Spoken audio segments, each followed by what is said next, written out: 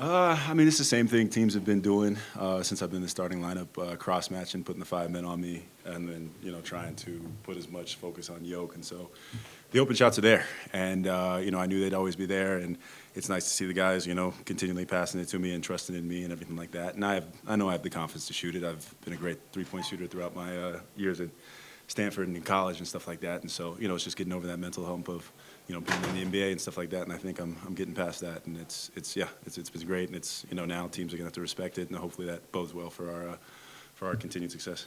When you're out there and just getting a chance to play, like, what's your mindset? Are you just trying to go out there, be physical, be aggressive? Like, what's kind of I know I'm out there for defense. So, like, despite having all the points, everything like that, defense is what we needed tonight, and I could have provided more of it and didn't do that. But yeah, look, we can score in a multitude of ways. We can get to 130 points at will. The only issue is, can we keep teams under that? And so that's our big step, is staying focused on both ends, because, no one can stop us on offense. What do you feel like is the maybe disconnect with just how you guys are defending as a team right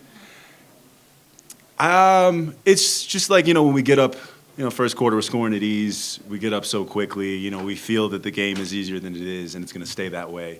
And so we kind of take the pressure off and almost think, like we're getting to the next day and everything, like we got it covered. We take the foot off the gas a little too early, and we do that kind of often.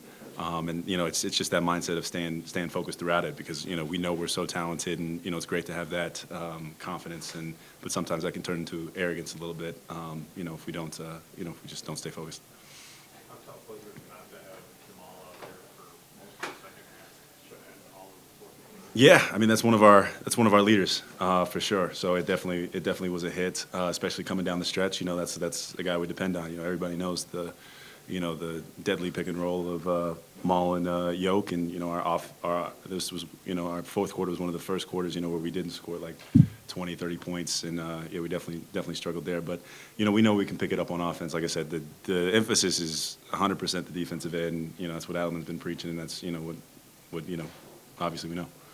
Does physicality play a role, or lack of physicality? 100%, yeah.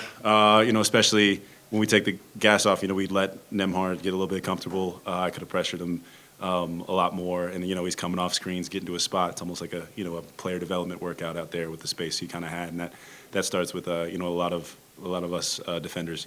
Like that's why I'm in there, is to make guys uncomfortable, get them off their spots, everything like that. But they seem to be getting their spots at will. That gave them confidence, and ultimately that's what kept it a game. DA has mentioned a bunch of times throughout this year, going back to training camp, is one of the things he wants you guys to do is be more physical, and that 100%. includes giving fouls. Like, he doesn't mind it. Is it almost harder, though, to be in a situation where you're taking some fouls, given the fact that you guys are a little bit limited with bodies right now? Yeah, I struggle with that at times. I have a habit of picking them up pretty quick. I got 2 in the first quarter and like 2 possessions in a row, and then that's when I had to kind of take it back, and that's not a natural thing for me to do, so it's always difficult kind of working through that. I mean, you're young, you got to build a relationship with these refs and everything like that, and that'll come. But like a lot of it is that, you get in foul trouble, and you got low bodies, and you're trying to stay on the floor, especially when, I got it going offensively, but you got to keep that physicality up. We desperately need that. Obviously a little unusual for any team, but especially you guys. I feel like to have won 7 straight on the road, lost 4 straight at home. Does being on the road almost like mentally kind of help you avoid not taking your foot off the gas, as you put it? Like, is there anything?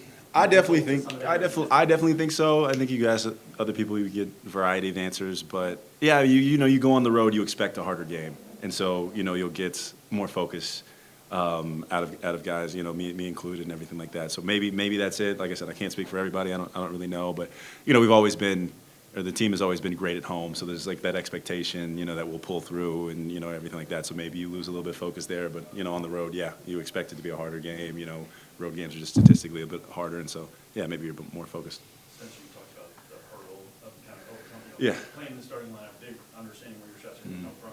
How would you kind of approach that process? And is there anyone who kind of got in here? I mean, just about everybody. I mean, Yoke's been great in terms of playing that dunker spot. It's new position for me and figuring out the spaces to be. AG, while he's been out, also helped me because, that's his bread and butter. And it's just naturally just learning where to move and position, especially when he gets doubled. And CB also has been really, really helpful with that. I mean, he always gets a lot of those easy buckets off it. Now that I'm kind of finding those spots, the biggest issue was just, figuring out where those shots are going to come from. And now I kind of have an idea. And, when you know that, you get a little bit more confident in it. But, I mean, the biggest thing is just experience and getting minutes out there. And, I thank DA for, having the faith and trust in me because, it wasn't always smooth. And, I'll definitely have some bumps moving forward and stuff like that. But I know he'll continue to trust in me. What are the subtleties of it, of playing in the dunker, that you have to kind of learn? Yeah, it's a lot of things are like where the double team's coming. Sometimes it can come from the guy who passed it in. Sometimes it come from you. And it's like sometimes you want to be very low to the baseline to give as much space as possible. And then based on where they're at, you're moving to the other baseline. You're cutting up a little bit. There are a lot of nuances on where to cut, where the open space is. And typically the timing is also a big issue. Like as soon as your defender moves to go double, that's when you need to move in the right spot. And so, yeah, it's definitely been interesting trying to figure that out. But once you figure it out, like I said, you're playing with the best passer in the world, so you'll get some easy buckets. One more? What have you learned about that? What have you learned about playing more minutes, significant minutes alongside Michael?